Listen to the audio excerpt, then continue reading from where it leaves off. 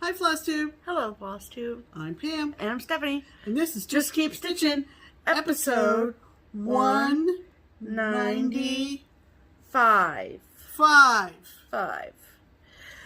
2 plus 3 plus 40 plus 5 plus 45 plus 50 plus 25 plus 20 plus 1 plus 1 plus 1 plus 2 is 195 cuz math. Welcome back, everybody. Hello, people. Happy Easter. Happy Easter to those of you who celebrate. Exactly. And it's been a beautiful day here. It is. Even though we have not stepped outside. I've stepped outside. Oh, you have. But it's been very sunny, as you can kind of tell. It's 72 degrees out. And it's a pretty warm day for early April here. So we hope you've had an enjoyable day. Yeah. Some of you, it is coming to a close. We hope that you have enjoyed the holiday and perhaps enjoyed some family now that more and more people are getting vaccinated, at least here in the States. Yep. And if Easter meant simply reminiscing about Easter's past, we hope you enjoyed that. Reliving some of those wonderful memories. Yeah. We've had a pretty good week here. Not too much out of the ordinary. Out of the ordinary. Nothing too really exciting. We are planning to have a new deck put on the back of our house, and so we had they're fixing up the old one. Yeah. There is a barely existing deck on the back that needs to be replaced, and so we're looking forward to getting that done. We had a contractor come out, and the next step is to go over to the showroom, which I'm very excited about. I love picking out stuff, and looking at some models and some design ideas. Yes, we're not big deck people by any stretch. You've heard us say we don't like to go outside. You've heard us say a million times, we don't spend a whole lot of time out in the yard, but this needs to be done, and it was put off a year because of the world last year. So gradually, it'll be a big ticket item, but gradually you have to, happy home ownership. You have to, you have to get this stuff done for sure. And for those of you who were just so happy to hear that you have found a fellow Law and Order fan. Thank you all so much for your wonderful feedback. It was so funny to read all of your comments and to hear about those of you who are also big Law and Order Special Victims Unit fans. I did watch the crossover event. I even watched. Well, she didn't have a choice, really. Because we have one TV, and it's in the one room with both of our stitchy spots. So yeah. I could have locked her in her room, but that wouldn't have ended well for anyone. So, so it was great. So I hope that those of you who watched enjoyed it as much as I did. I'm very excited for the new spinoff. Yeah, we'll see how that goes. Yeah, so it should be good. So, and thank you all so much for, buying the needle minders and supporting my friend. If you're new, welcome to our channel. Yes. We've had another trickle up in subscriber numbers, and we appreciate that. Yes. And it does kind of surprise us a little bit that people are still finding us. So that just means new people are finding FlossTube, which is great. There are cross stitchers out there in the bazillions, people. They're out bazillions. there. Yeah. And so typically we don't. Let's do this first. Oh, okay. So, so typically we don't do like a Q&A or anything, and usually if somebody has a question in the comments section, we just answer it right there, as opposed to bringing it to like the next week's video or anything. Right. However, we did get a question this week that we thought was really interesting, and we thought maybe that there were other people out here in our audience who would want to know our answer to this question as well, and so we decided to answer it here publicly. You want me to read the whole question, and that may lead to... So it was sent via email, correct? Yes, it came as an email from a woman named Paula in Clearwater, Florida. Hi, hello, Paula. And she said, hello, ladies. I have a question and need help. In 2019, I started watching FlossTube and began stitching again. Yay. Like a lot of folks. Yes. So many beautiful patterns and creative designers out there. Since watching FlossTube, major addiction feels like a drug, man. I've been forced to buy patterns a lot. My issue is, how do I store them? So this is her issue, how she stores her patterns, okay? Pattern sort. Do I remove them from their plastic baggies and place in a folder? Do I punch holes in them and put them in a binder? Oh, maybe not, that will cut off the pattern, she puts in parentheses. Maybe slide them into a page protector. Do you organize by designer or by theme? Once the pieces have been stitched, do you sell them? Do you give them to Goodwill? Do you keep them?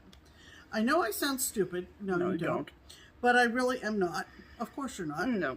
And hugs to all. Love your videos. Look forward to them. So, there's a lot. There was a lot in that email. And so I said to Stephanie, let's kind of talk about this whole issue as one piece of organizing your craft room, stash room, stitchy space, whatever you want. And so let's lead with the fact that we are, I mean, yes, I do love to organize, don't get me wrong. Right. However, our current stash room situation is a bit in flux, let's say. Correct. It could be worse, could be better, all the things. Right. It needs a little tidying up. Yes. And a lot of it has to do with the fact that we do have, because I've been stitching for so long, we do have a gargantuan amount of charts. Yes. Mostly the threads and the fabric is organized. Yeah. And there is some organization to the charts. Yeah, over the years I've periodically come up with different systems, and some of those systems have fallen down, and I've gotten lazy. Let's face it, we're all human. We sometimes will go to a shop, and we sometimes will go to a retreat. We come home with all our goodies, and do we immediately put them away? Absolutely not. Fess up, people. No, we don't. No. And so we have various... and then, of course, we have the added step because we put it in a separate pile to be shown on FlossTube. Right. And then when at least for us, when we're done recording, it's typically dinner time, so Pam usually goes and finishes up dinner. Right. And then we move furniture in our living room, and so we have to, for lack of a better term, tear down the set. And then there's a description box has to be made, so it's like we have things to do once we hit stop record. So we don't immediately put whatever we've shown you for a haul, quote unquote, or mail call even, or mail call, whatever. It isn't immediately, oh, let's go put that away. Right, in the place where it goes. Because we're human, right? So, like I said, over the years, I've used, before Stephanie started stitching, I've used various methods of organization. Yeah. And truthfully, I was sort of in the process of depleting my charts when Stephanie decided she wanted to learn how to stitch and became more active in stitching. And then, of course, we started this channel. I would say, first off, absolutely, I think all of our audience would agree, you do not punch holes in your charts. Because there is the danger that you're going to punch a hole into part of the chart that's inside or on the back side or whatever. Right. So I would for sure put the puncher away. Yes. But I also want to say that there's so many different systems out there and ways that you could possibly do it. It has to be what works for you. Exactly. It's like... So what works for us doesn't necessarily mean that it will work for you. Right. And what works for you might not work for us. Yeah, it's like organizing your thread, for instance, your overdyes particularly. Yeah. You might say put all your color and cotton threads together. Or you might put all your weeks threads together. Yeah. Or you might, for creative reasons and creativity beyond my level of creativity, arrange your threads in color groups. Yeah. So that you can basically say, okay, I'm looking for a particular shade of green or whatever. Or a particular degree of variegation or something like that. Yeah. So the question becomes whether you think a certain way. Whether your brain, whichever side that is, that's the artistic side, I think it's left, works best. And we are not in any position to tell anybody how to do anything. Right. But we can share what works for us. We can share what works for us. So in terms of chart organization, I think there are basically 2 ways to do it. Yeah. Let me think. I mean, we, to a certain extent, do a little bit of 2 things. We, in some cases, organize by designer, and in some cases, we organize by subject matter. Correct. I would say that Pam's stash is more organized by subject matter than by designer. Right. My stash is more organized by designer. Right. Than by subject matter. And so we both have what we've coined as a Stitch Before You Die box. So it's like I have a huge collection of charts, and then the Stitch Before I Die box is all of like my absolute favorite charts. I love all of them, but there's just this other group of them. And that group in particular is definitely organized by designer. So like all of my Blackbird design charts are in my Stitch Before I Die box. All of my With a Needle and Thread charts are in my Stitch Before I Die box. And so all my Prairie Schoolers. And there was a time, well, you mentioned Prairie Schooler. There was a time when I had all my Prairie Schoolers in like one of those magazine boxes in numerical order. Oh. So there went the organized by theme right routine out the window. Because I was at one point trying to acquire some of the very, very early ones. Gotcha. I care less about that now. I don't know. It varies. But you have to do what works for you. If you wanted to put them in binders, if you have a relatively...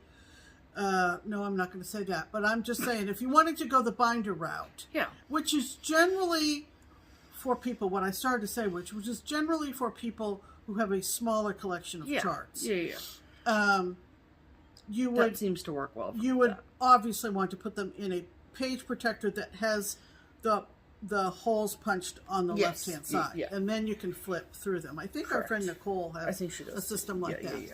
So, in terms of organization, now, she does that by designer, though, in the binders. Does she? Yeah, okay. Alphabetically. So, then part of the other points that Paula wrote in the email is, once you've stitched them, do you sell them, do you give them away, do you keep them? So this is a very interesting topic because there is copyright laws and things to consider.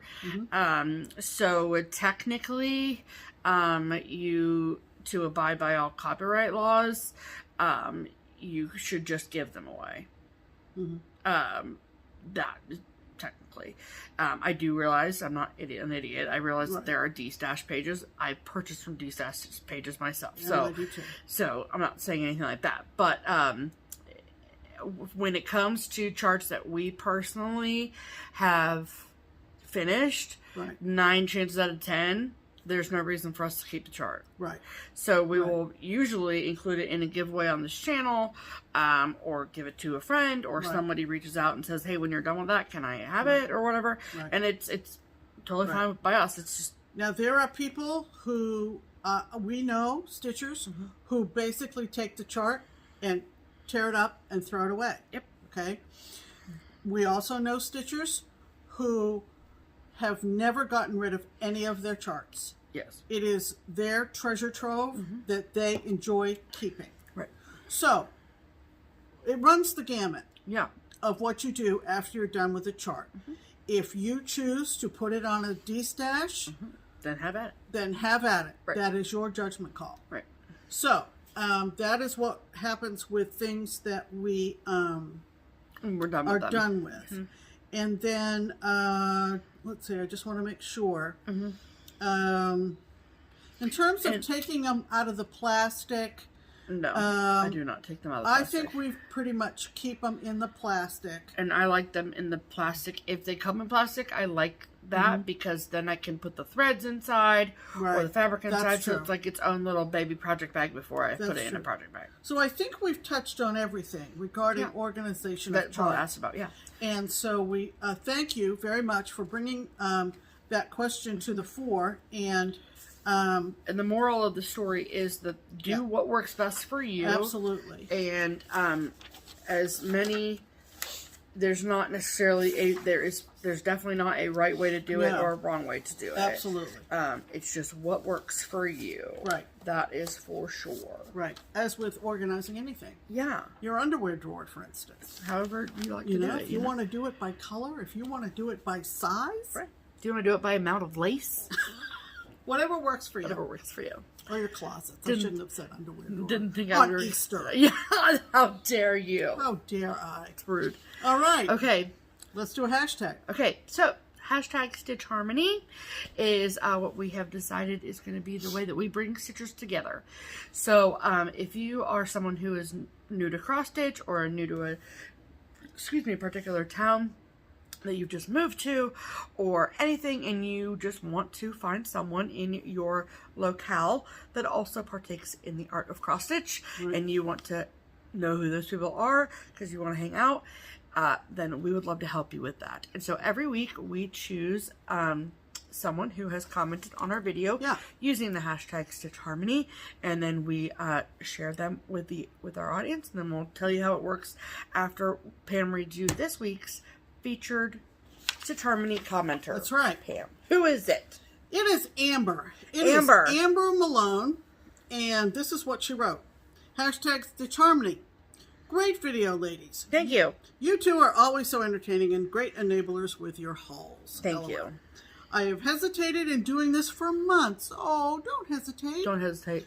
Because I'm a bit shy to throw myself out there, but here it goes. Here we go. I am from Rochester, Minnesota. Rochester, and would love to meet some fellow stitchers in my area. Okay. All things are slowly opening back up. It would be nice to have as things are slowly opening back up, it would be nice to have some friends who share my love of stitching to communicate with and maybe eventually get together with. Yes. And Rochester, I think, is the home of the Mayo Clinic. Well, I'm pretty sure. Rochester, Minnesota. It looks lovely. It is southeast of Minneapolis. Of the Twin Cities. Of the Twin Cities. Yeah, it's close to the Wisconsin border. There you go. Yeah. Whoops. Everybody awake? Everybody awake? Everybody awake. Okay. Yeah. So there's Minneapolis. The red dot is Rochester. And did you say that you thought the Mayo Clinic was there? I think so. Yeah, Mayo Clinic, 2nd Street Southwest. There you go. Holy bananas. So, you want to explain? Yeah, it's look at the Mayo Clinic. Yeah, it's huge. Whatever. Okay, anyway. So this is how Stitch Harmony works. So if your ears just perked up because you live in, around, nearby, within driving distance of Rochester, Minnesota, and you would like to meet Amber, and you have room in your stitching group for Miss Amber, please comment below and say, "Hi Amber, my name is," insert name here, and I live in around nearby within driving distance of Rochester, Minnesota, and I would like to stitch with you.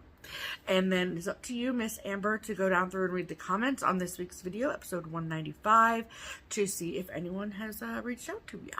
I'm sure that I'm confident in this one because there's lots and lots of stitchers in Minnesota. I also very much enjoy saying Minnesota. For some reason. I really like it. Wisconsin, Minnesota. So, so if you are someone who would like our assistance in finding a stitching friend near you, we would love to help you out with that. Absolutely. So please just comment on this week's video and use the hashtag just like Amber did. Also tell us your name just like Amber did and where you live just like Amber did. And then we will pick one every week and we will share it with you. Right. We say this all the time. It works if you work it. We have seen, as we have followed up with the ones that we have found, that people do respond and a stitching friendship blooms. It does. Like a spring flower. I also want to mention that there were more than one this past week. And we only pick one every week. Yeah. And there's really no rhyme or reason or rationale or anything like that. It is international in scope. And so if you weren't picked by me, please try again. Yeah. We have had a couple, I would say less than half a dozen weeks when there hasn't been one. Correct. But, yeah, so it's... Do you ever go back, if we don't have any on this week's video, will you go back and look at last week's video? No, not really, because it would create a situation where someone would really have to go back to 2 videos ago and find that person, and it gets a little cumbersome, and I don't think it would be... Why would they have to go back and find that person? So that they can comment to that person. They can just comment on the video that we highlight. Well, you don't know which weeks they've watched, and it's a little bit cumbersome. Okay, fine. Okay. So that means it's time for... Ooh, that was a good one.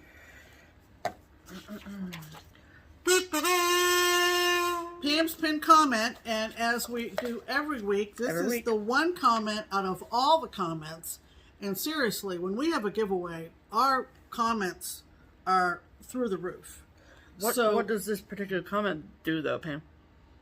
It tickles my fancy. Thank you. Just wanted to double check. I just need to make sure that your fancy is still being tickled. Okay. This one is priceless, people. Oh my God! I'm going to try to replicate what I think was her inflection in the comment. This comes to us 5 days ago from a lovely gal named Carmen Ray Delaney. Hi, Carmen Ray. Carmen Ray. And this is what Carmen Ray said. Now, you have to understand, before I read this from Carmen Ray, that ready. We specifically said to win the giveaway that we're going to announce today, and you know our giveaways only last 1 week. I know that. That the magic word was bunny. Bunny. B-U-N-N-Y. We weren't accepting plurals. We weren't accepting adjectives. Nope. None of that. Just right? bunny. So a lot of people had fun with that. And we appreciate it. We had a they good also time reading. Liked how I was like, not bunny, whatever. Whatever. Anyway. So, not to take away from Carmen Ray's comment, but here goes. Comment. Glorious. So, hello, Pam and Steph. Hello, Carmen Ray. So, I'm going to try to get this right. See, she's following Steph's instructions. Bunnies. Oops, no. Bunning. Oh dear, that's not it. Bunnied. Stupid spell check. Bunnier. Oh, for crying out loud. Bunniest. You've got to be kidding me. Bunny. Finally.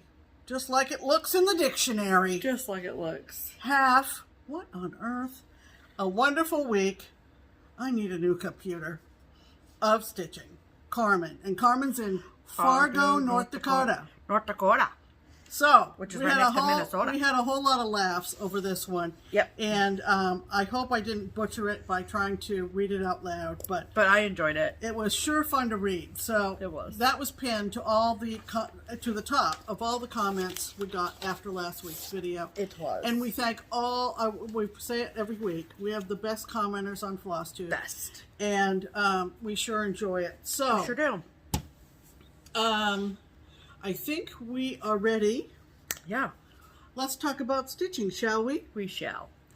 All right. What have you been stitching this week, Steph? Okay, Pam. Well, this week I have been working on this is the 3rd round of Our Lasting Friendship.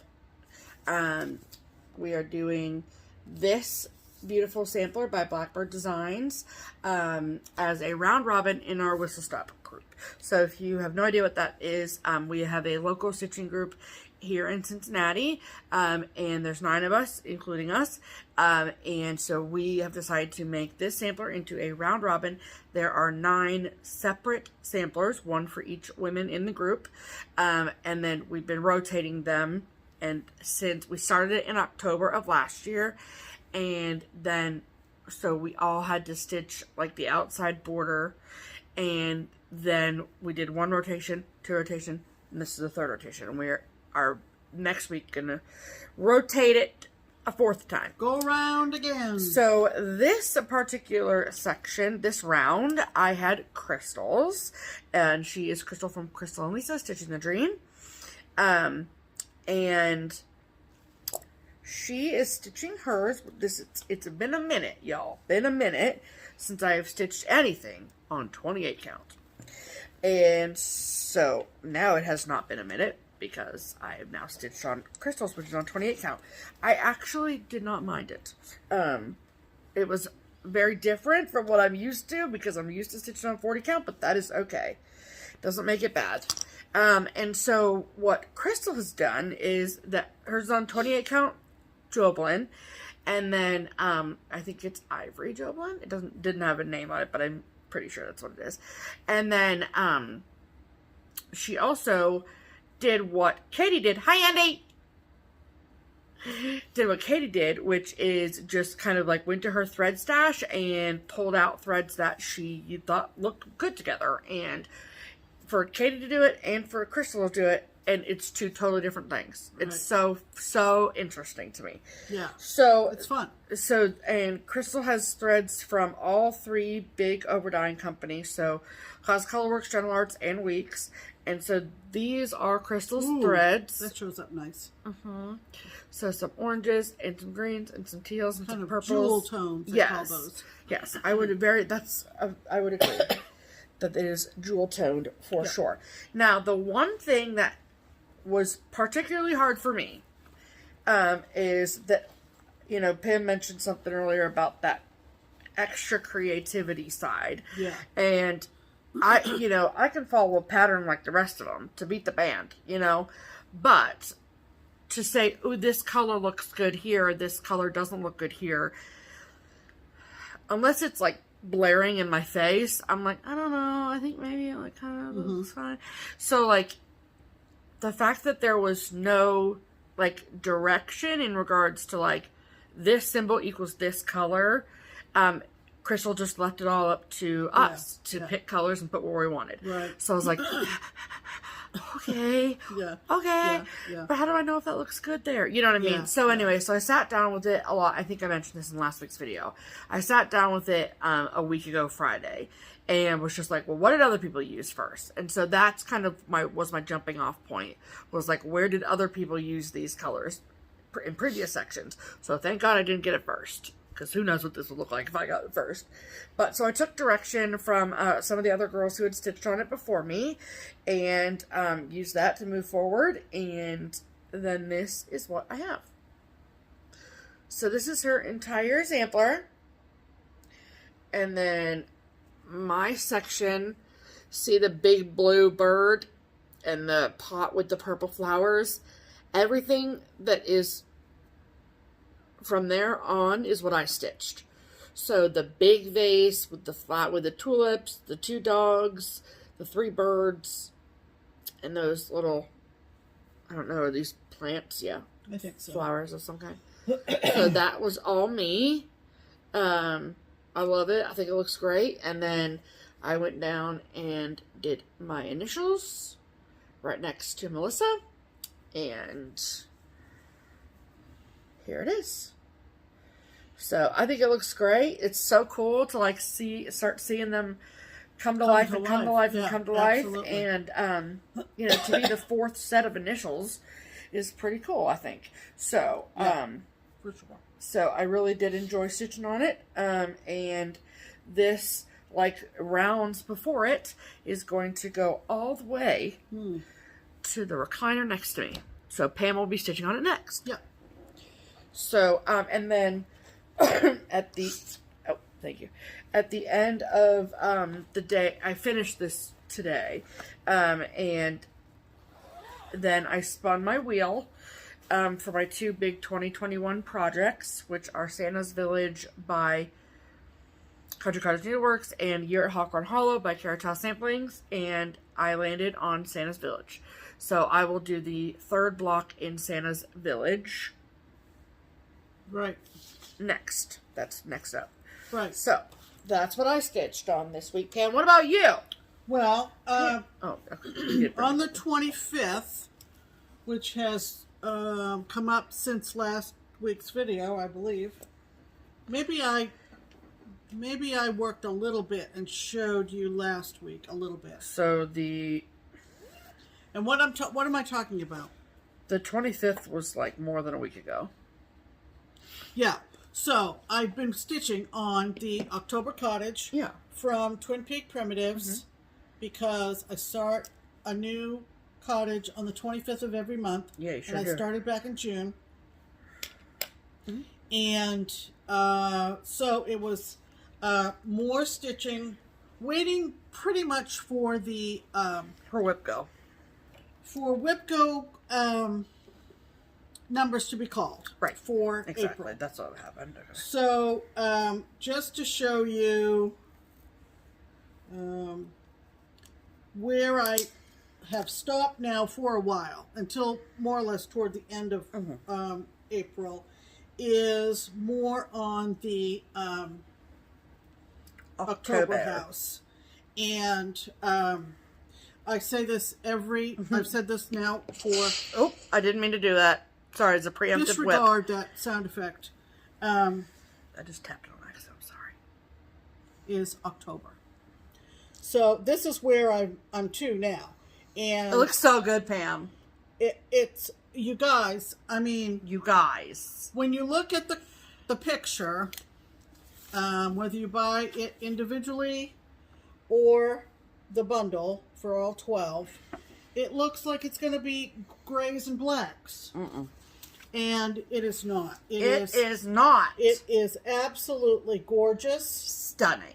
And it is stitching up really, really fast. The only reason I didn't keep with it is because April 1st rolled around. April 1st rolled around. So that is I'll Be Home. Yeah. And October, November, December. So this will because the goal is to finish it by your birthday. Someone did ask somewhere if I was bringing it to StitchCon. And I probably am.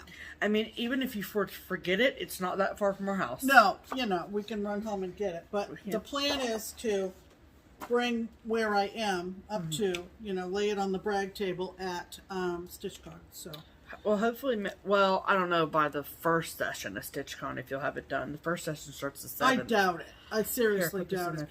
I seriously doubt it. So, but at least maybe by the second you'll have it close to done, if not done. Oh yeah, so I'm going to do a whole lot of stitching between weekend A and weekend B. Don't get me out. Honey, I'm going to be in bed, sleeping. Honey. Okay, so anyway, so the April WIPGO numbers were called. Yes. And my two from my board are Summer Haven Inn from Charles Wysocki, a Dimensions kit, and Berry Bowl sampler that Steph and I are doing together. She's doing one side, I'm doing the other. But my goal on my board is to do 10 days on this. Yes. And so that's what I started with on April 1st, is to do 10 days stitching on this. No number of hours, no number of stitches, just number of days. I stitch from the minute I get up in the morning until I go to bed. Yeah. Pretty much. This is true. And so there's no point in getting specific, using a timer, doing any of that jazz. Just all day, every day. So this is what it looks like. It's from 1991. It's a good year. 91. I've been a Charles Wysocki fan forever. I was 4. Huh? I turned 4 in 91. Yeah, you were 4. So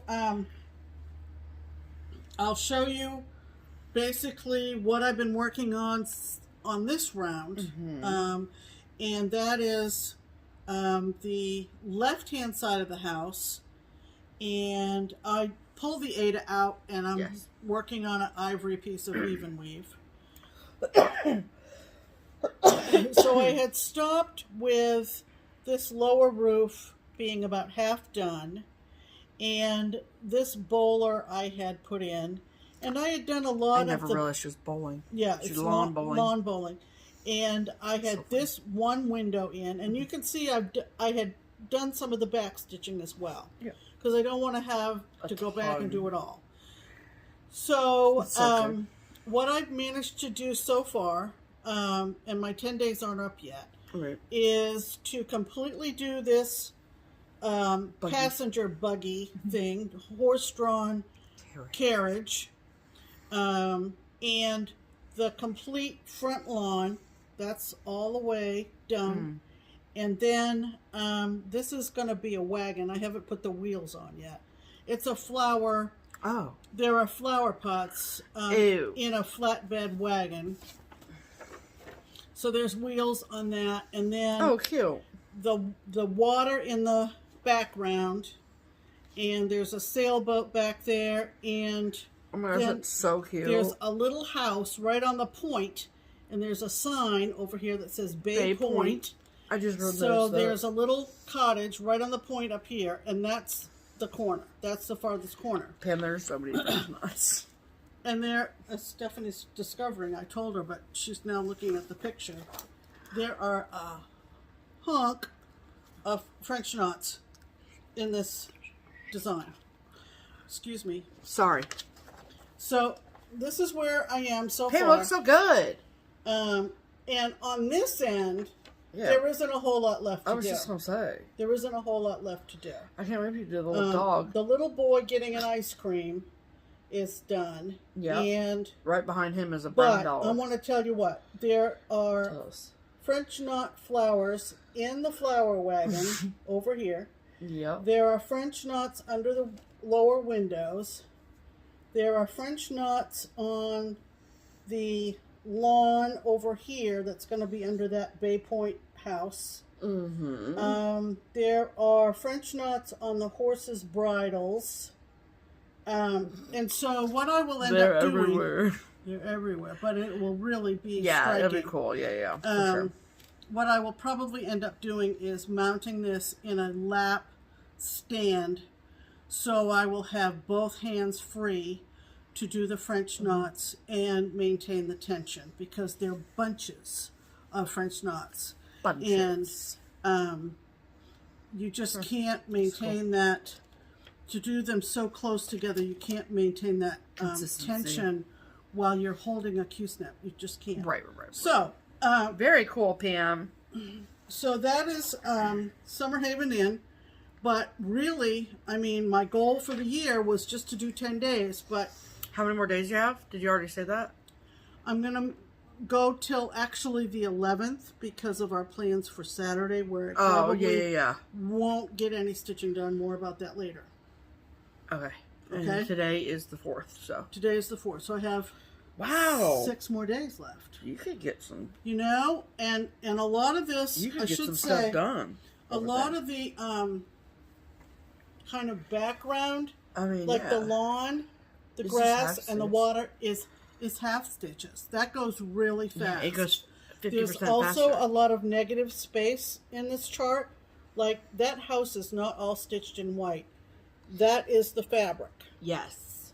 So it's very tricky. tricky, I guess. Yes. So, anyway, so I will continue to work on that for the rest of this week. Well, that's so exciting. And so that's what I've been stitching. Okay. So those were our whips of the week. Whips of the week. Yes. Okay, so the next thing is BFF. Yes. And when I was growing up, that always meant best friends forever. I mean, it still means that to me.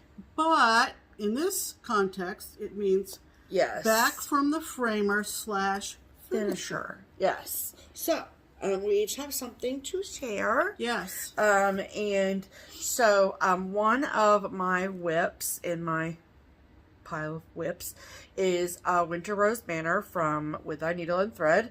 I started it last year at some point. And then when Brenda Gervais, With Thy Needle and Thread, when she did the mass publication to the public of that chart, because I got it was still an exclusive, she also released at that time a fabric panel that you could purchase from her shop only. It's not available for other needlework shops to open or to purchase. It was just open on her website, which is countrystitchesonline.com. I'll link it below. And so she has made project bag panels in the past. I have 2 or 3 of them. But this was the first one that she's done that was like specifically for a chart that she's charted, and it's a new shape for her. Yeah. So it's a taller bag than wider bag. And I love it. And I get the panel, and then I give the panel to Jan at Keepsakes. And so I did that, and she finished it, and she brought it in. And so this is what the bag looks like. Now, those panels are still available? I don't know. So you have to go to... I'll link the website below. Okay, you have to go to the website to see. And you can look, if you were to just type in project bag, you'll get all the panels that she offers. Mm-hmm.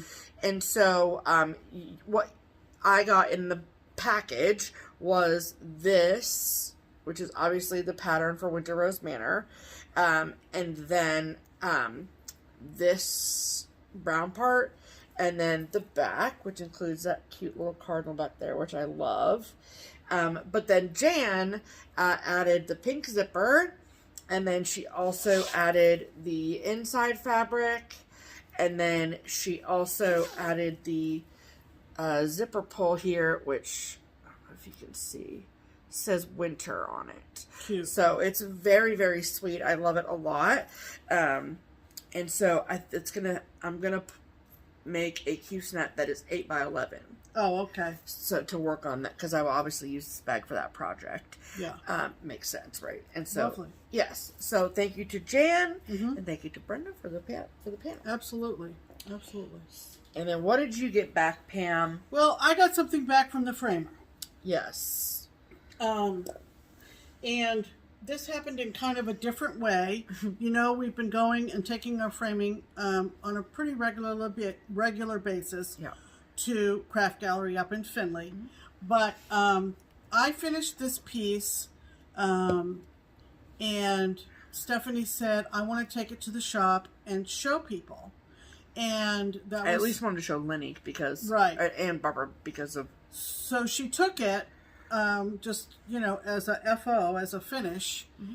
And Barbara said that she had the perfect frame for it. Mm-hmm. And although Keepsakes does not do custom framing anymore, mm-hmm. She really wanted to frame this. So who am I to argue? Yeah, right. But this is my Winter Maiden. Now, this is from Nora Corbett, and she issued the charts of 4 seasonal maidens. Mm-hmm. Fall and winter were on one chart. Mm-hmm. Summer and spring were on another chart. The background for me was that when Leslie from Under the Sea mm-hmm.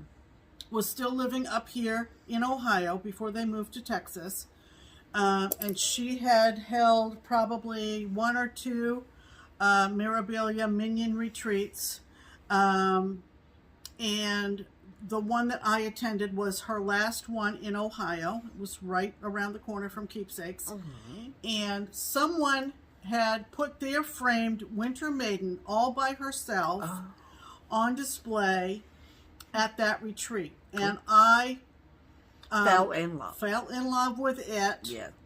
It's been a long-standing project, and looks so good. Show the people. I'm really thrilled. Show the people. So this is Winter Maiden. Yes. And I think the series is seasonal. I think so. Seasonal Maidens. Yes, I think so. You're This correct. is Winter Maiden. Mm-hmm. Sorry for the glare. I'm really trying, folks. Mm-hmm. Ooh, I'm going worse. Maybe if I just hold it like that. It's fine. So, and then I'll do this, maybe. Yeah. So it's a beautiful, beautiful frame. Yes. And I just think she has a very peaceful, wintry look on her face. She does. I love her hands. I love her hood. And so good. I love all the beads. Yeah. And I did more or less a DMC conversion. From the painted threads or whatever they're called. Whatever it called for. I didn't use anything fancy. No. The beads at the bottom. And I'm pretty sure that is 32 count Looking Glass from Under the Sea. opal-looking gloss. Opalescent. Oh yeah, it's definitely opalescent fabric, which of course doesn't show up on camera. No. But I just love her. Oh, so good. Of course, it's nothing that I'm going to hang right now. It'll wait till next winter. But, yes. But it's so good. Yeah. It's so good. Yeah, it picks up the glare a lot. I'm sorry, but it's okay. We'll forgive you, Pam. Maybe if I go like that. So, yeah, I encourage you to think about those 4 beautiful maidens from Mirabilia individually, because they don't worry, I caught it. Yeah, they really they're stunning. They're stunning individually or together. Actually, I think they're more meaningful separate. But anyway. So whatever you want to do it. Okay. So that was our back from the framer and finisher. It was. It was. Okay. So now it's time for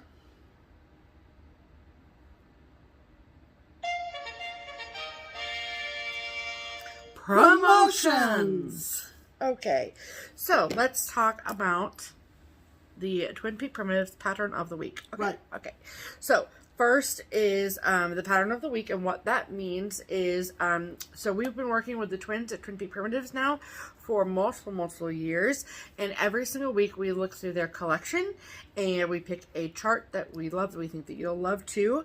And so 2 weeks ago, when we did our first episode post Needlework Expo, we decided that for the next 6 weeks we were going to showcase one of their newest Needlework Expo releases every week until we got through all 6. And so this week we are doing what, Pam?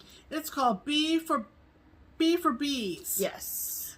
B is for beads. Bees. B is for bees. Yeah, it's hard to say. I know, it's difficult. So, I hear ya. We're going to insert a picture of that here.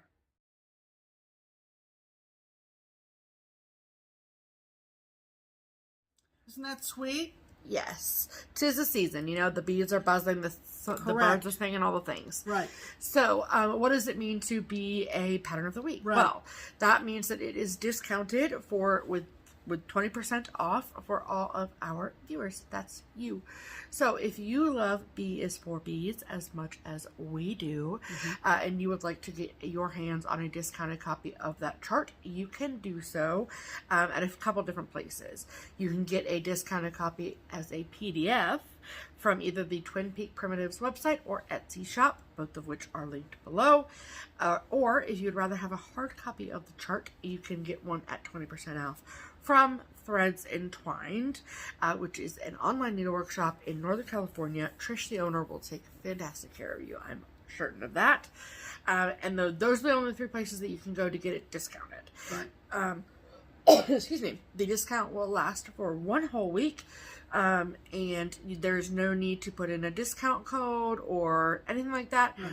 All you have to do is just add to cart and check out. Right. And while you are there, we thought that maybe you might be interested in winning some extra cash. Yeah. I know that we all could use a little extra cash. I don't care what your situation is. Everyone likes a free check, okay? Yeah. So, we originally were planning on going back to Europe this fall for our second trip to the Netherlands. However, that has been canceled officially due to COVID and all that kind of stuff. And instead of postponing again another year, we've made the decision to continue with the grand prize at the end of this fall or summer technically.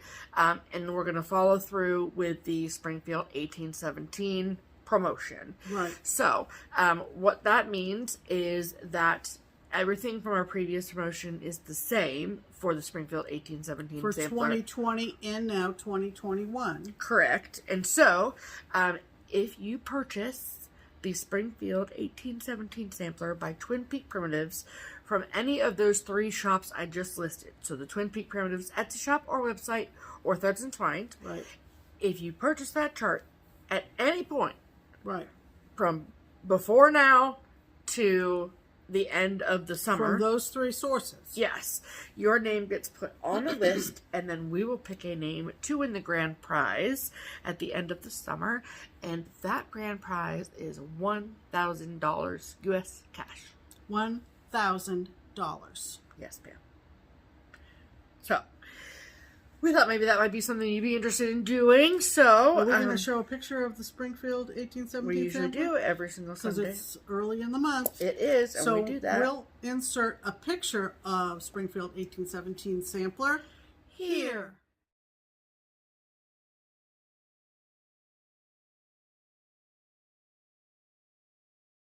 So you want to rush out and get it. It's about a $20 chart. Yes. It's not discounted because, hello, you might win $1,000. So you would, like I said, you would net $980.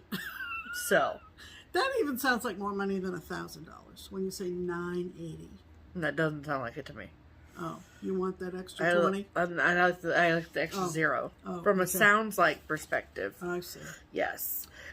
So yeah. Okay. So that is I want to do that, people. Do that. I mean, I like to give money away, so let's do that. Yeah. Okay. All right. So that means it's time for mail call. Okay. Wow. What a week we've had. What a week of mail, Pam. Yeah. I gotta get my chair. She's gotta pull her pile over closer. Okay. Holy cow. So first and foremost, do you ever have a friend that you just love with all of your heart and soul, right. and you try to do something nice for them, like, I don't know, buy them lunch, yeah, and then they refuse to let that just be the kind gesture, right? Because then they start giving you stuff for free. Yeah. I'm just kidding. I went to lunch with Colleen on Wednesday, and it was really lovely, and I had a great time. And I bought her lunch as a kind gesture, you know? Mm-hmm. And then she brought me this needle minder of David from Schitt's Creek. And I said, did you invoice me for it? And she said, no, you bought me lunch. I was like, that's not how it's supposed to work, but okay. It's like the circle of thanks. Yeah. So also it says, I'm trying very hard not to connect with people right now. I love it. She is, I'm of course talking about Colleen from Rebel Stitcher and Rebel Stitcher Designs on Instagram. Right. And so you can go get yourself one of those if you like. We got some lovely yes Easter mail. Yes. And so which one? Okay. That one is, these are both cards from Teresa. Mm-hmm. And she sent one for me and one for Pam. Look at it. Pretty. And then on the inside, she gave us each a skein of Spring-like DMC. Yes. Which is lovely. Yes. Thank you, Teresa. Thank you, Teresa. Very thoughtful of you. Yes. We also received this lovely card from Jan in Georgia. Wow. From Jan in Georgia. Right. Love that. Beautiful. So pretty. Mm-hmm. And then we also received 2 e-cards. Unfortunately, we can't play them for you, but one is from Kate and Karen, and then another is from Jennifer. So thank you so very much. Yes, those were lovely for your e-cards. They came to my email address, and I shared them with Stephanie, and they were so cute. Those are those animated, with a little message. And Jenny, here's Jennifer, something that was tell me the thing, blew my mind. Oh, yeah. Jenny is a British expat living in, wait for it, Cairo. I wanted to ask her if she saw the big ship stuck in the canal. But anyway, isn't that amazing? That blows. Super cool. That blows my mind. Super cool. And it was very nice to get those e-cards. Yes. So thank you. Mm-hmm. Okay, so this technically didn't come in the mail, but it's still a gift, so you know how that works.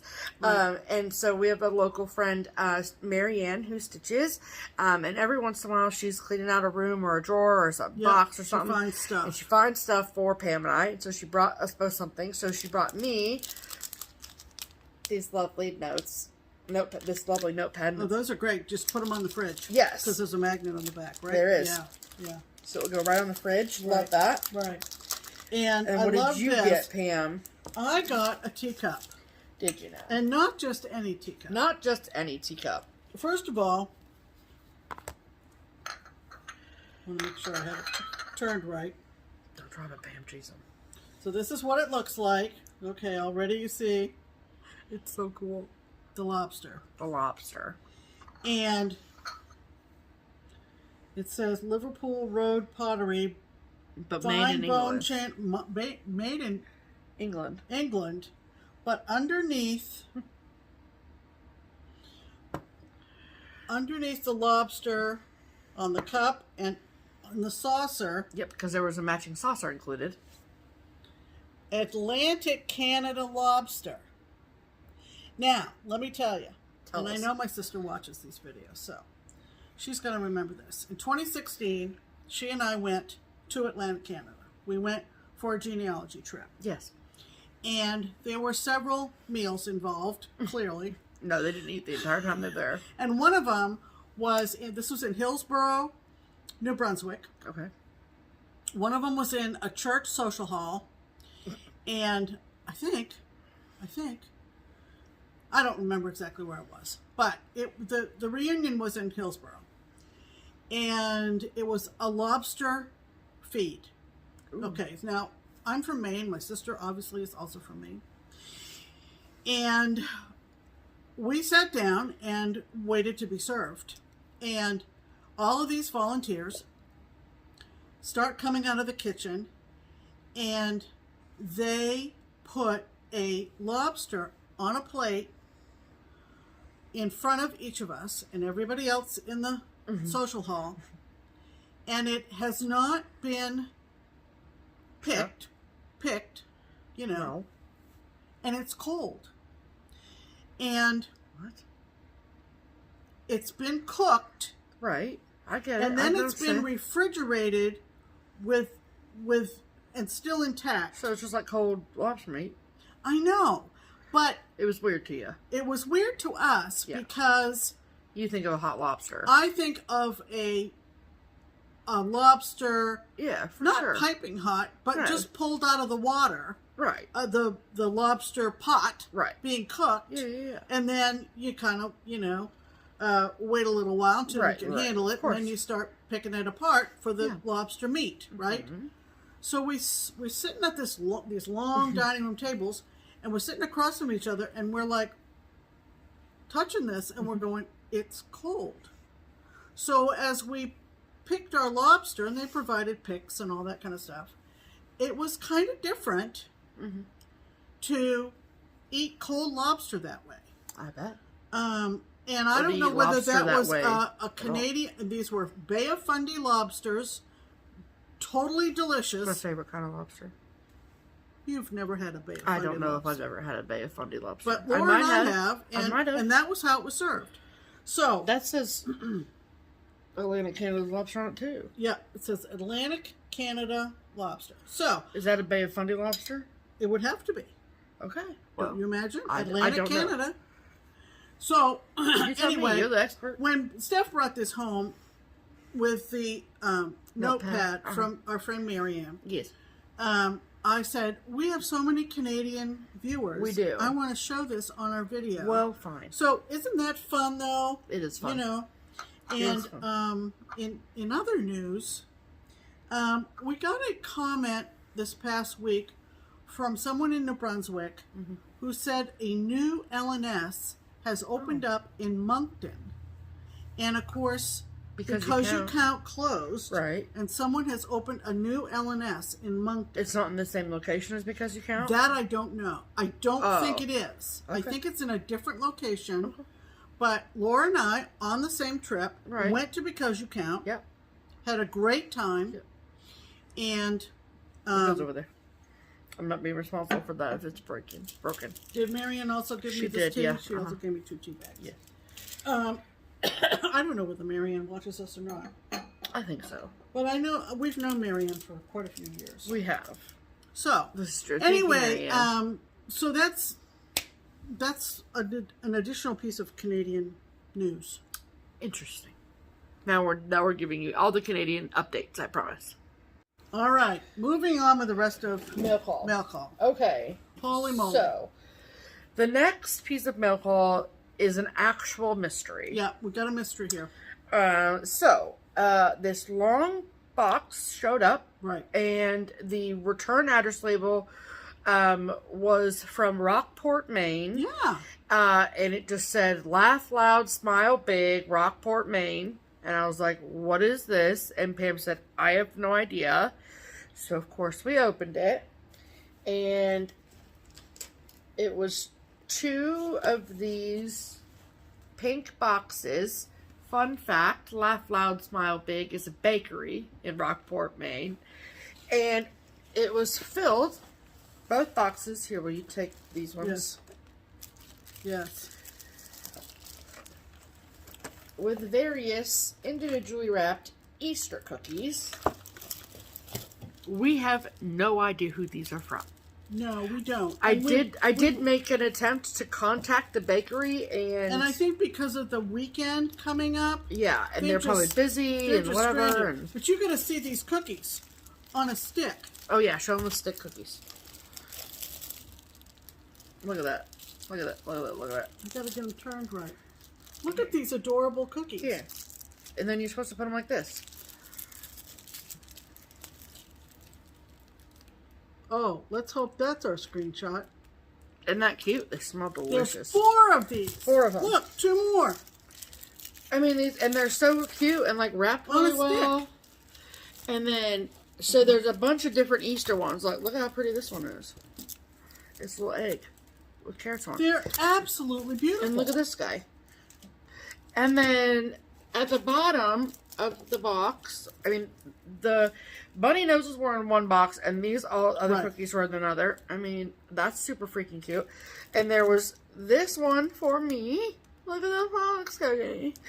And then there was this one for Pam.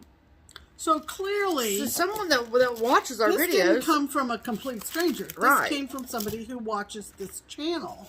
And okay, so when I called the bakery, and then look at this freaking bunny popper. And then when I called the bakery, and I was like, so we got this box, and blah, blah, blah.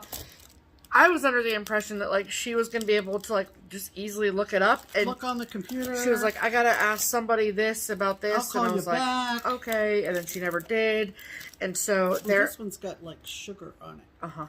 But the bakery, I guess, is only open Thursday, Friday, Saturday. And so I didn't want to be that jerk that called on Saturday afternoon and be like, I talked to him yesterday. Yeah. So, right.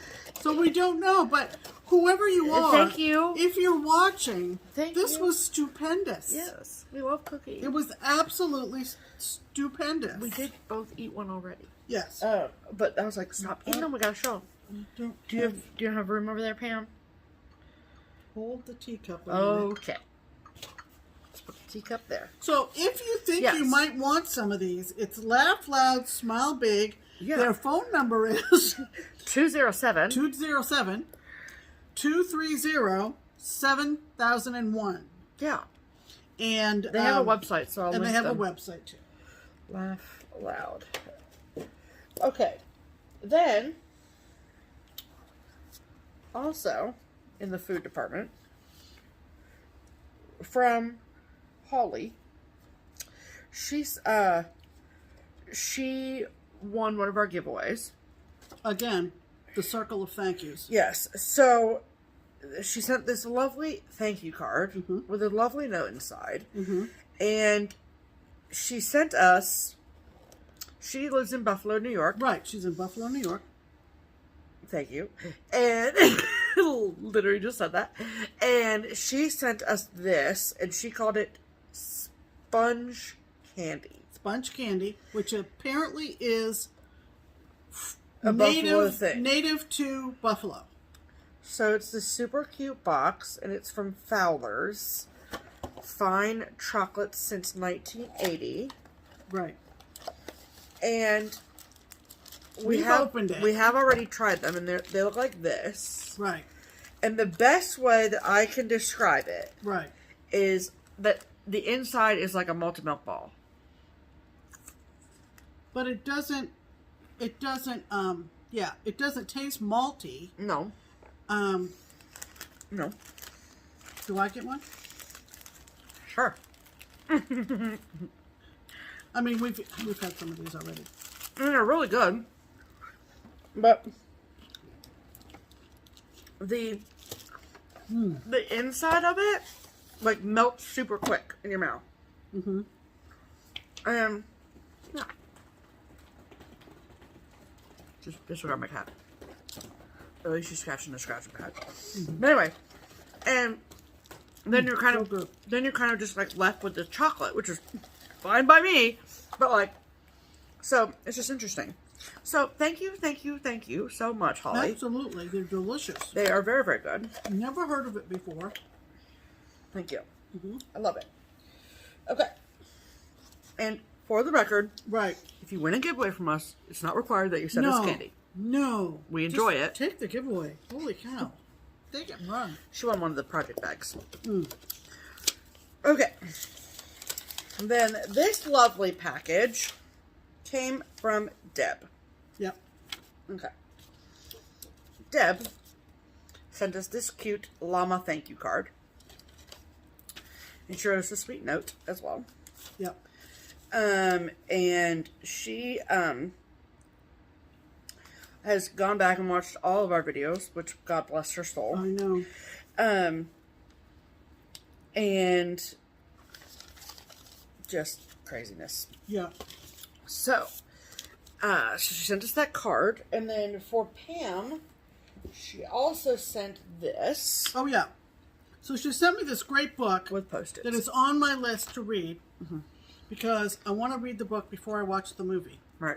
And this is by Kate Moore, and it's called The Radium Girls, and I bet all you readers out there know about it. And this is about, you know how they had to use... what's it about?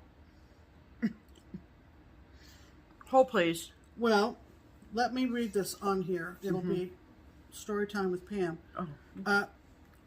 The Curie, you know, Madame Curie, Marie Curie's newly discovered wonder drug shines bright in the otherwise dark years of the First World War.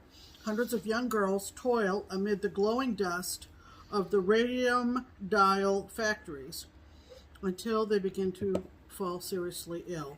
As the factories try to cover up the shocking secret, these determined shining girls suddenly find themselves embroiled in one of the biggest scandals of America's early 20th century. Biggest scandals of America's early 20th century. Yeah, I really want to watch this movie. Yeah, I can't remember who's in the movie, but anyway, thank you for this book. This, you knew my taste, and I've had this on the list. Basically, they were working with radioactive chemicals, basically. Working with radium, which produced radioactive stuff. Yeah, radioactive after effects on them, and there's pictures in the middle and everything. They put the pictures in the paperback, which they often don't do. But anyway, the book is by Kate Moore. Kate Moore, The Radium Girls, and it has been made into a film. But anyway, so thank you so much for that. She also sent me a package of Posties, which she knows I live by Posties. Yes. And then that was just the bonus gift. Oh, yeah. Because the gift, she made one for me and one for Pam, were both these quilted project bags. Yeah. Look at that. Isn't that gorgeous? Are you actually serious? Really? Look at these freaking boxes. Yeah. They are so cute. Beautiful. This is so nice. And then the inside. Look at that. Looks like chocolate. I love it. Yeah, it's very, very, very nice. And the fabric that's on the back is also this fabric that's on the inside. It's so cute. I love it. And yes, this will fit my Q snap. Great size. Yes. Great size. And she also included a beautiful bag for me. Yes. Also quilted. Yes. Unbelievable talent. Look at this thing. Look at that. Look at that. America. Is that not gorgeous? I love it. America. Yeah, I realize that the front and the back are different fabrics. Yeah, inside is the same as the back fabric. Oh yeah. Yeah. The stars. And it's just so pretty. Absolutely gorgeous. I love gorgeous, gorgeous, gorgeous, gorgeous. So thank you so much, Deb. Thank you so much, Deb. Yes. Amazing, amazing. You are talented. Seamstress. Yes. Absolutely. Quilter. Okay, so then this came via a package that came to Keepsakes. So a new designer that released some beautiful charts at Needlework Expo at the beginning of March is Moho Stitches. And that is Joanna, and they are in Australia. And I was just so flabbergasted because when we sent our order to Joanna from Keepsakes, so let me just take a quick pause. Keepsakes is the local needlework shop here in Cincinnati. I work for Keepsakes. Sorry about that. We literally just got an Amber Alert, and that's why it stopped recording. So I apologize if there was a weird thing on our video just then, because it stopped our recording to show us the Amber Alert. Anyway, so talking about Joanna. So and Keepsakes. And so I work for Keepsakes. I'm in charge of doing all the ordering for that shop. And Barbara Hills is the owner, and Pam doesn't work there. It's just me. So all that being said, so when we placed our expo order with Joanna at Moho Stitches in Australia, she came back with replied to the email and was like, "Oh my gosh, thank you so much. I'm so honored. I love your videos." And I was like, "You know who I am, and you're what? Okay." Yeah. And thank you. I was like, what? And so I just think that's so cool. And then when the package arrived from her, then she included this and wrote a little note, and she said, "Free for Steph, we love you." And I just think that's so lovely. And I don't want to take it off the chart. So and this is a chart that has a title. What's the title of this? Oh, wow. Bushland Quaker. So all you Quaker people out there. Yeah, isn't that pretty? And so the model is stitched in cottage garden threads. And you can get them from cottagegardenthreads.com. So if you're interested. Are they in Australia too? Cottage garden threads? Yes, okay. And then it's also using talented Australian dye. Okay, model stitched using talented Australian dyers. 36 count weak WEAK T by Jay's X Stitch on Etsy. Wow. And hand dyed cottage garden threads, which is also not on Etsy, but they have a website. And then also Moho Stitches has a Etsy and with thread packs. Cool. So I will link their Etsy below. But thank you so much, Joanna. That is so kind of you. Okay, and then we got a package. We got a lot of mail this week, y'all. From Karen in Colorado. And Karen was just so excited to send us a package that she forgot to put a note inside. And so that's right. So she sent us a message and she said, "I'm sorry, I forgot a note." Yeah. She was going through her stash and realized she bought a few things twice. Yes. So she's giving us these to do with what we want to. So there's these two, Brenda Gervais, Mr. Marshmallow, and Mary Old Soul. These will be in a future giveaway. I promise you that. And then also this Barbara Anna, which is called Spreading Joy. Isn't that pretty? And I love this. I don't have it, so thank you. We're going to keep that one. We are. Thank you so much. Yep. Okay. And speaking of designers that apparently watch our videos. Holy moly. Hello, Janine Mcgowan. Janine Mcgowan is the designer of Blue Flower. Yep. And she has, I mean, if you've been around stitching in the last 2 years, then you know the very quick rise in popularity that Blue Flower has had. Very talented lady. Because she's so incredibly fantastic at what she does. Yeah. And so, all that to say, the last thing I ever thought was that Janine Mcgowan watches our videos. I know. How did we first find out? Did she leave a comment? Yeah. That's right. She left a comment. Because 2 videos ago, and we were showing all the expo stuff that we got. Right. And I was showing the Tudor Bee, and I made a comment about how it was charted needlepoint silk, and I thought that that was interesting, and all of this stuff. Okay.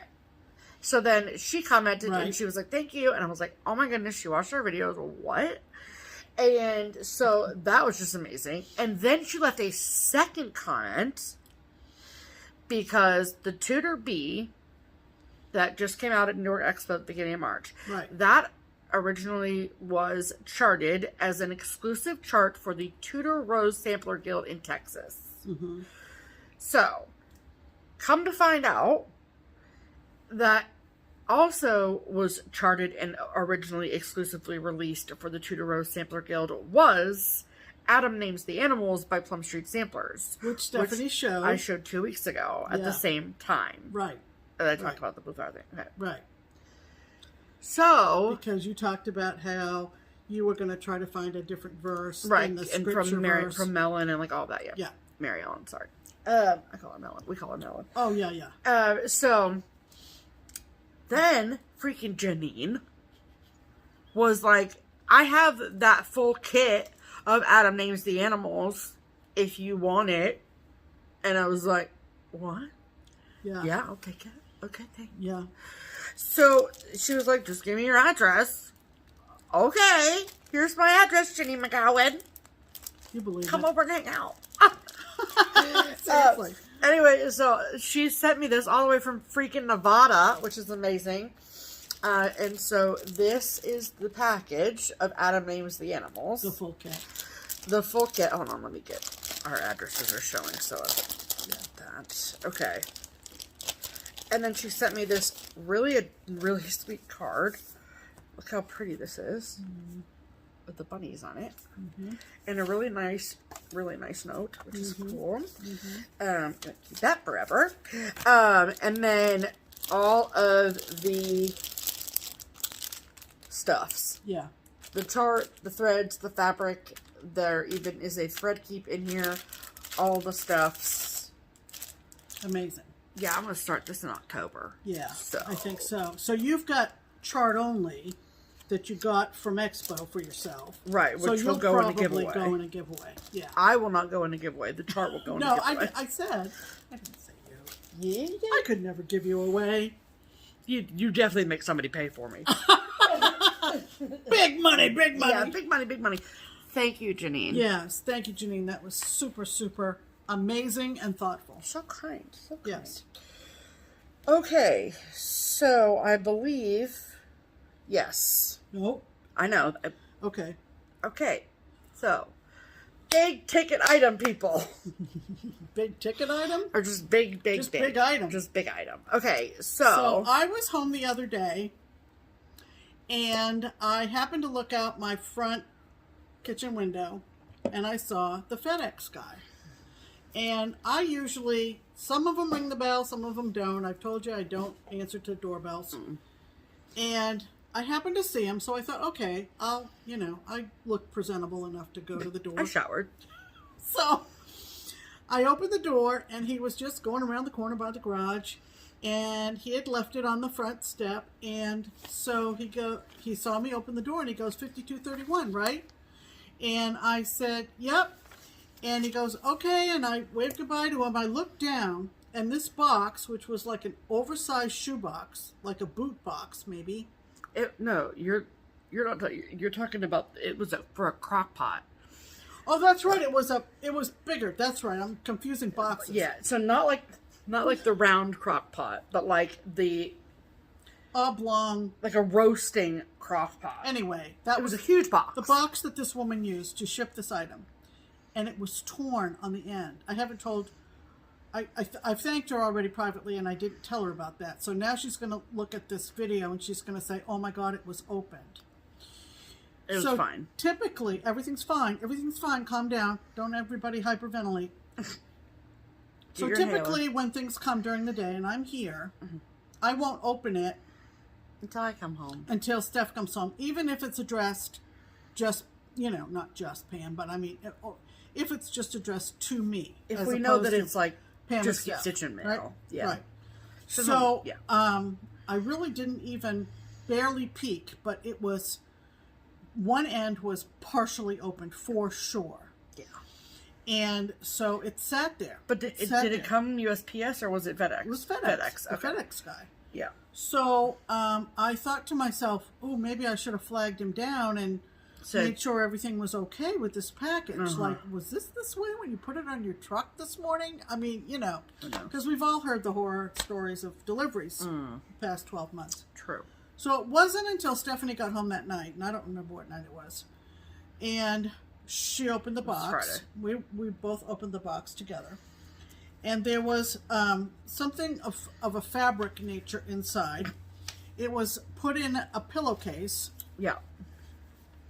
And it came from, and she wrote a lovely note. It came from a woman named Sarah, who is HODAG, Hodag 62 on Instagram. A lovely, lovely note. And to paraphrase what she said is that she had emailed me as well. She said, I'm sending you a package. Okay. Sending you a package. And no details, nothing. Signed her name. But in this note, she said, when I saw that you were going to stitch Blackbird's America, which was a Startober back in October for me. It's an old Blackbird. It's the one with the flag that's kind of, you'll see what I mean in a minute. It's kind of a draped flag, if you will, or a flag at rest, if you will. Yeah. Like on a flagpole. She knew that she needed to give this to me. Now, it was put in a pillowcase.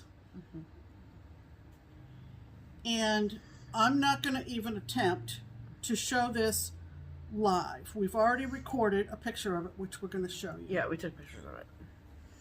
But it came out like this. And I was like... It's a quilt of the same design. In other words, and I'm not a Blackbird aficionado, so I don't know these things. You. This is a Blackbird quilt. Yes. That is, Michelle up in Maine, Moo's mom. Yeah. She also stitched that same Blackbird. Yeah, America. Yeah. This is a quilt of it. So if you are a Blackbird quilter, or if you know anything about Blackbird... I didn't know there were such things as Blackbird quilters, truthfully. Okay. So they have a whole line of quilting books along with cross-stitch books. Right. Okay.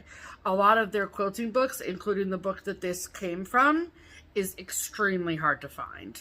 It's no longer in print. It was from many, many years ago, but people who have been quilters for lots and lots and lots of years have these books in their library. This is the back of it, which you won't see in the pictures that we're going to show. Right. So I just wanted to show you up close. Yeah. This is the beautiful back of it. And so this, can I see the corner where she put her tag? Oh, if we can find it here. Yeah. There it is. She put on it Higdon Camp 1924. Which is the name of the book. Made by Sarah Brusso, that's her last name, at Rhinelander, Wisconsin in 2020. So Sarah quilted this last year. Yes. How meaningful is that in 2020? So the quilt book is called Higdon Camp 1924, and this is what the quilt book looks like. You found that? Oh, I didn't realize you found that. Oh, yeah. And so Yep. Yeah, so there's a lot of projects inside. Are those all quilts in that book, or is it cross stitch too? Quilting. It's all quilting. Wow. And so they have a ton. I mean, there's this. Oh, you did better research than I did. This is my favorite Blackbird quilt. Look at that. Oh yeah. Yeah. Wow. Okay, so. But I don't know when. You see the pictures of I think there's also like embroidery involved, like it's everything but cross stitch in these books. I don't know when, what the copyright is on the book or any of that kind of information. I wish I did, but everywhere that like, when I search it and it comes up on like Amazon or whatever, you click on it and it's like, this item is no longer available. You know what I mean? So Blackbird quilting books, for the most part, are hard to find. I do think that there are some that are still out there in publication. So the book is called Higdon Camp, huh? Higdon Camp, yes, ma'am. And so that is... That's your background, people. Yes. Are you ready? Are you sitting down? Oh, this might have a...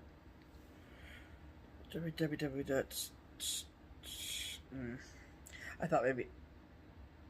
It would what are you trying to find, a year? Yeah, so it's got quilting and wool rug hooking designs. Okay. I was just hoping that it would have a copyright on there. so I could tell you when the book came out. But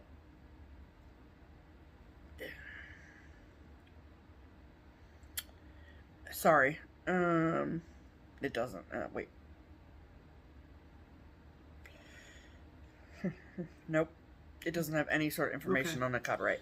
So I'm sorry about that, but it is old. So, so anyway, so this quilt is meant to be. Well, wouldn't it be what was that? 1924? Oh no.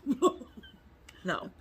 And so the quilt is meant to be a hanging quilt. Yes. I mean, there's a place for a rod at the top of it. Yes.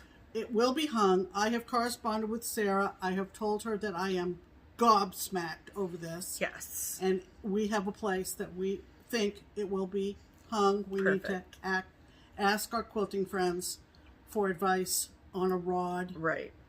We know who will know.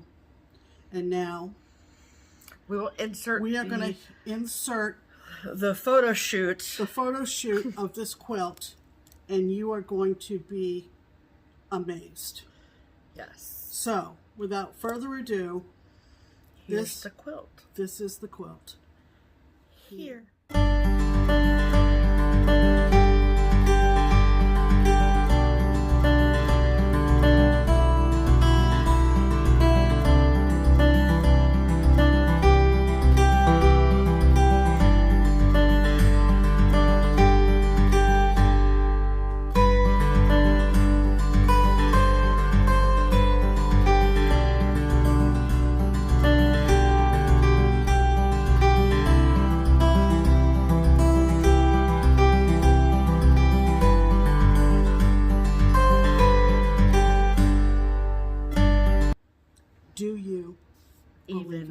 Believe it.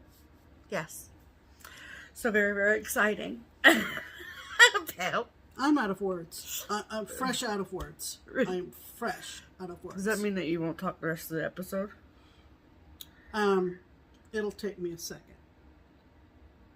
Okay, well I don't want to sit in silence, so okay. But so isn't that the most generous thing?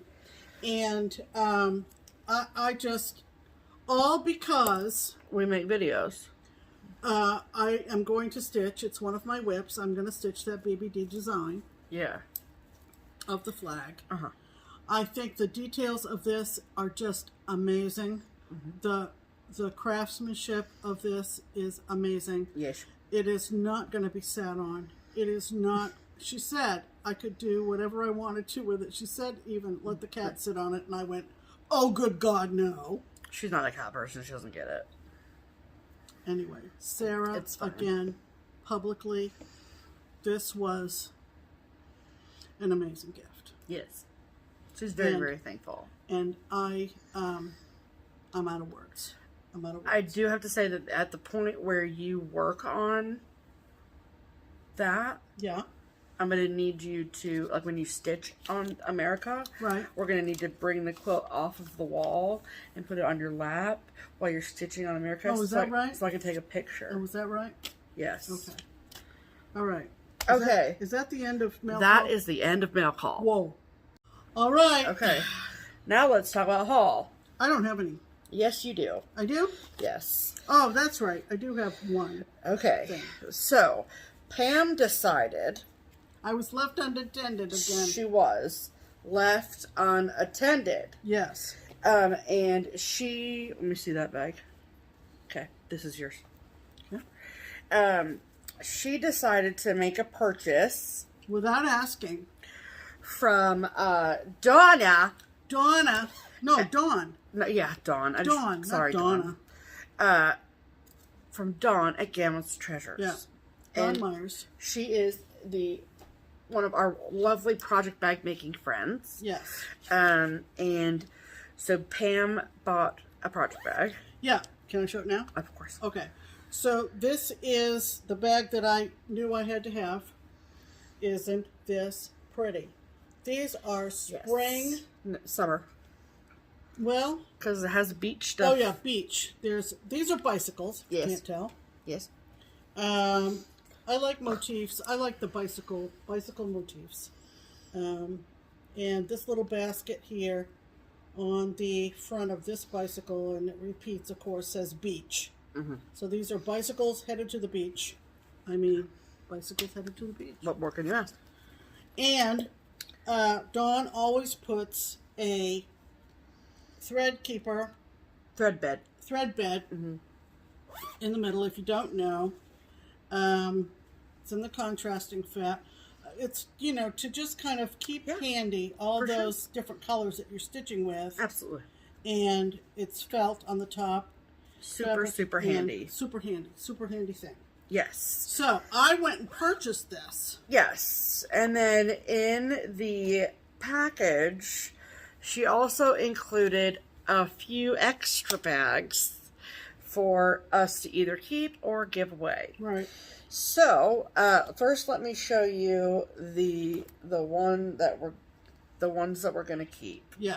There are two that we're going to keep. Right. And the first one is this one. I love those little cats. This one looks just like Mosey, and this one looks just like Muffin.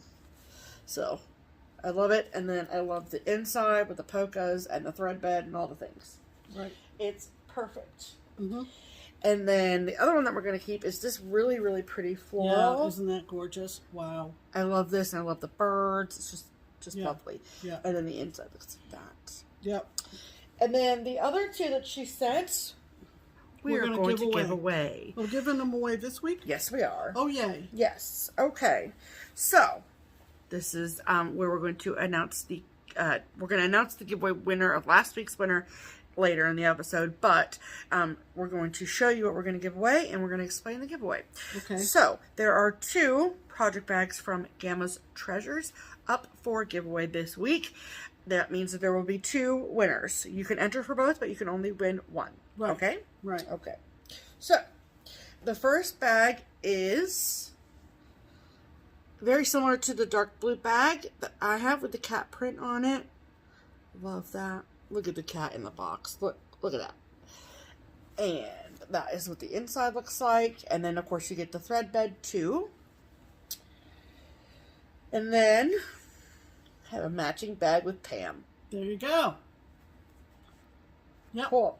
So, first of all, the rules of the giveaway. So, you must be 18 or older to win. So, we have permission to ask you for your address. Right. You can live anywhere in the world. It's fine. We'll ship wherever. Also, you must be a subscriber to this channel. Yes, we will check. And also, we ask that you please not use the word giveaway in your comments. That would be much appreciated. So, if you would like to enter to win either one of these bags, please, if you want to win the cat bag, use the word cat. If you want to win the bike bag, use the word bike. So pretty simple this week, you know? Cat or bike. Yes.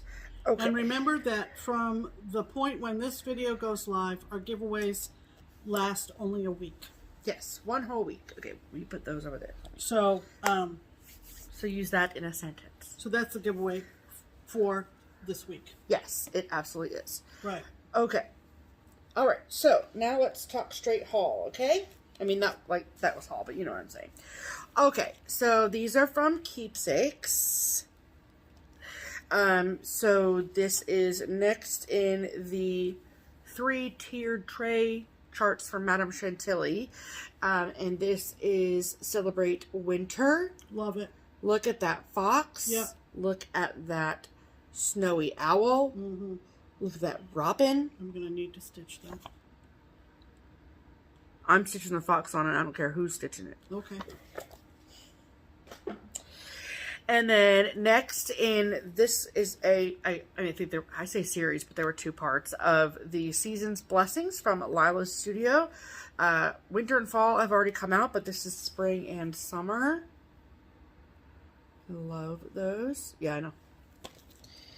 And then also this is the last installment of this series from Waxing Moon Designs, the monthly trio.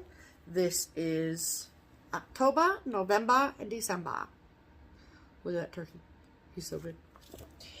And then all the stuff I got from Keepsakes. And then lastly is a new from Homespun Elegance.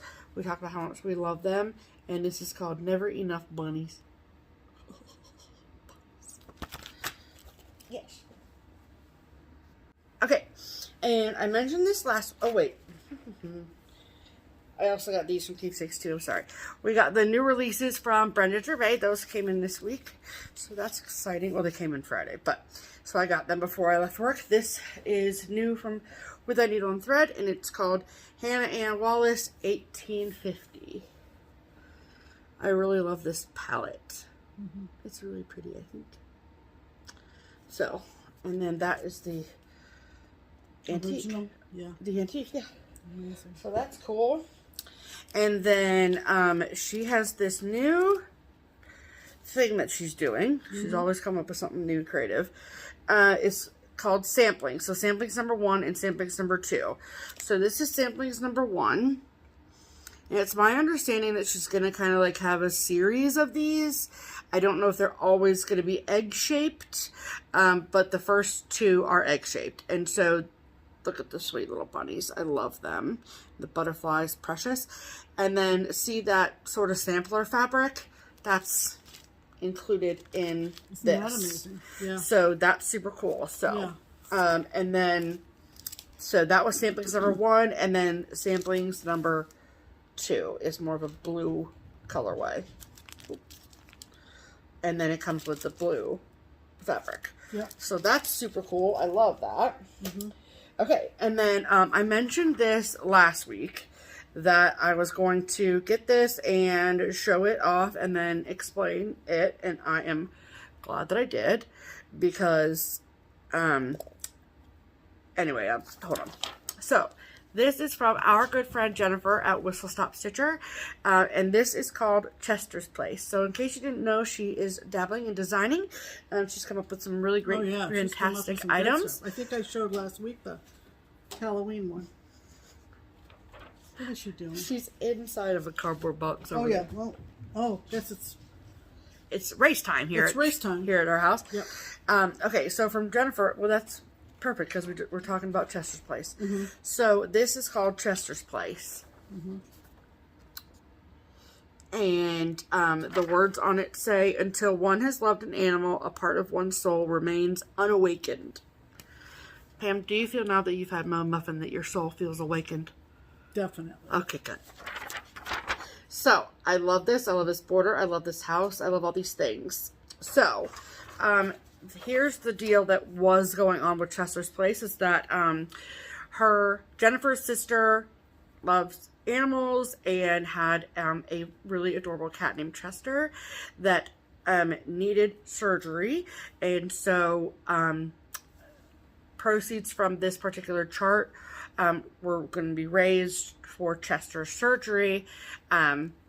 She sold out in like the first 12 hours or something like that. And Chester's surgery got covered by all of that. So that was all taken care of. He's doing fantastic. And then she donated like the next 100 copies or something to a local animal shelter or some animal thing. And then those 100 copies got sold out and people were still asking for it. And so, that was the latest update, like as of the last day of March. These cats, all of a sudden, crazy. They're just running from one end of the room to the other. Don't know, but that's okay. So anyway, so go get yourself a copy of Chester's Place. I'm so grateful that she still had it available up on her Etsy, because it sounded like she almost took it down, and I was like, right. So I'm so happy about that. Right. Nope, that's not part thing. Okay. Really? Okay. So, we talk about Threads Entwined every week. We talk about how much we love her and her wonderful shop in Northern California. Right. So she also, does a D-stash on Instagram. And so on Instagram, it's Threads Entwined D-stash, maybe? I think so. So anyway, so we'll check. What she was doing, which was really lovely, was she was destashing a bunch of charts, and then like she was, someone would have a hold bag basically, and then just in case they bought something else down the road as she was cleaning out stuff, and so I had a bunch of stuff from like 4 different days where she destashed stuff, and then she just sent it not too long ago, and I just got it in the mail, so that's fantastic. So this is all the stuff that I got from Trish's destash. I mean, I say destash, but like she has her own shop. You know what I mean? So it's technically from Threads Entwined, really. Right. So this is Little Birds by Blackbird Designs. I love the colors. I love the houses. I love all of the details. I love this border. And there's a lot of negative space. Do you want to know what the stitch count of this is? When I looked at this when it came, I was like, are you actually joking? It's freaking ginormous. 395 by 339. Oh, we need to find a wall. Yeah, right. So wow. That's cool. I love that. Okay. And then this is from the Cricut collection. It is number 336, Vintage Eggs. Beautiful. I love this one and this one. And look at the bunny. Yeah. They're all really pretty. Yeah. So that one, that's book number 336. Did I say that? Yes, you did. Okay, great. And then this one is from Heartstring Samplery. And this is in her alphabet series. And this is F is for Friend. Isn't that sweet? I really, really love that. So cute. And then this is in the Hands-On Design House on a Hill series. This is the only one I did not have. And this is Came the Spring. Pretty. And it comes with the Yep. wool felt from Weeks at Dye Works, which is nice. Okay. And then from Abby Rose Designs, this is Sweet Summer. I love those flowers. Another pink house. Another pink house, that is correct. Okay, and then what is left here? You know, I need another monthly series, like I need an actual hole in my head, but this one is quite sentimental to me, so I really want to stitch this. And anyone who is out there in the world who has stitched this series, I would love to know how you finished it, and whether or not you stitched them all as individual pieces or as one large piece. I don't know what I want to do. I see the benefits of both. I'm leaning towards one large stitch piece, but and the series I'm talking about is the Letters from Mom series by Jeanette Douglas. So I was lucky enough. So this is the centerpiece, Letters from Mom. And so I've seen the model. The model was at StitchCon in 2019. So I saw that. And the model was like the shot here on the cover, which is like a big sort of envelope, like a jumbo envelope. And then each consecutive letter from Mom was stitched and put inside of this envelope. Oh. And like it, then you can have this big envelope with all these different letters from Mom, right? Yeah. And then, so I saw all of those, and they're very, very sweet and cute and lovely and all of that. And then I have seen people stitch it all as like one big framed piece. Okay. And with this as the center. So you haven't decided how you're going to No. Okay. Because I'm starting it tomorrow, so. Yeah. So yeah, see how it's like an envelope? Yeah. Like a large project bag life situation. Right. Okay, so then there's one per month that follows it. So, and then each chart also comes with whatever's called for cottage garden threads. Wow. So, so this is January, which is Forgive First. February, which is A Token of Love. And then you could see how they're like finished with the binding around them, and then they go in the big envelope. Mm-hmm. And then March is Kindness Speaks. So pretty. April is Live Peaceably.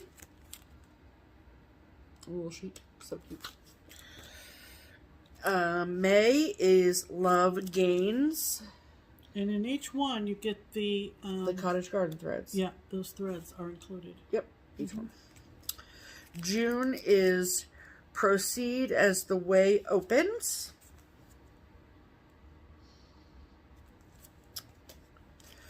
July is Seasoned Friend. That's Pam. That's me.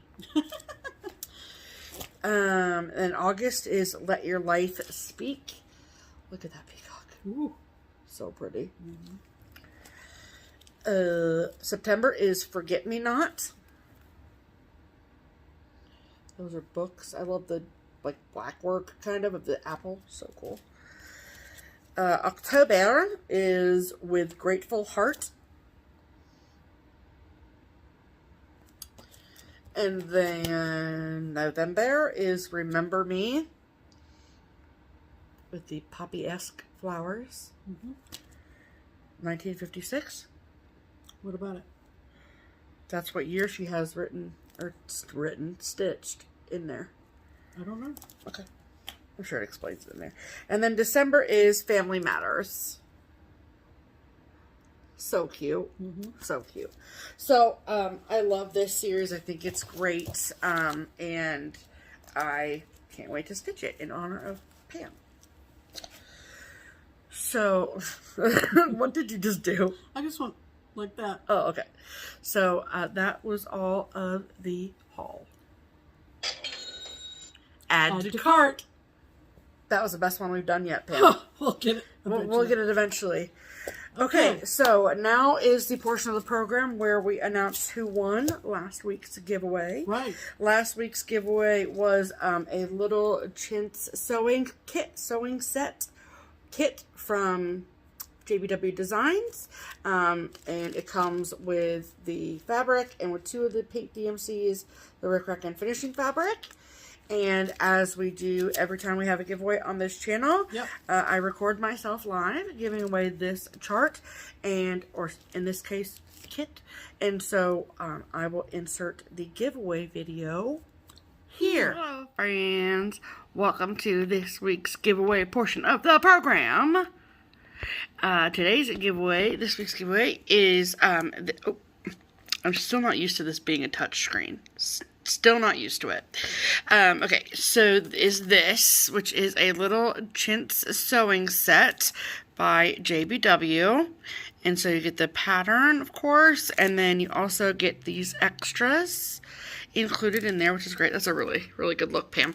Anyway, as if that's any more flattering. Okay, so for giveaways on this channel, let's get away from that screen. We do use the YouTube random comment picker, and we put the URL for last week's video, all of these parameters, including the word that you had to use in a sentence to submit an entry for this week's giveaway, and that word was bunny. B-U-N-N-Y. Bunny. Alright, so let's see how many unique commenters we have.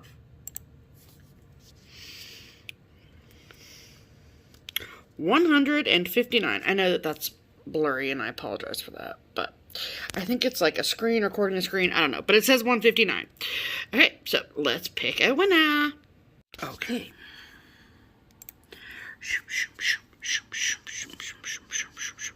Diane Knowles, a bodacious bunny bumped boisterously down the riverbank. Bump went the wet bunny. That was very fun to say, Diane. Congratulations, Diane. You have won this a little chintz sewing set from JBW Designs. Please, if you'd be so kind, send your mailing address to Pam, and her email address is listed in the description box below. And as soon as we hear from you, we will get this out to you. So thank you all so very much for your lovely bunny-filled comments. We love them so much. And I will send you back to regularly scheduled programming now. Bye. So, congratulations, Diane Knowles. Like I said in the video, please email Pam your mailing address. Her email is listed in the box below. And as soon as we hear from you, we will get this out. Your name sounds super familiar to us, so I don't know if that's because you've won before or because you comment a lot or what it is, but either way, we know you. We do. So either way, please send us a message. Yes. So we know what's going on. Okay. So we know you know what's coming. Okay. That is about the end of the video. Yep. We want to tell you about a few things coming up for us. Yeah, sure. In plans. One thing is, before we get to that. She's not reading her notes. My eye skipped over it. We have added a way for you to support our channel and further our stitching adventures, and that is the Buy Me a Coffee platform, website, however you want to call it.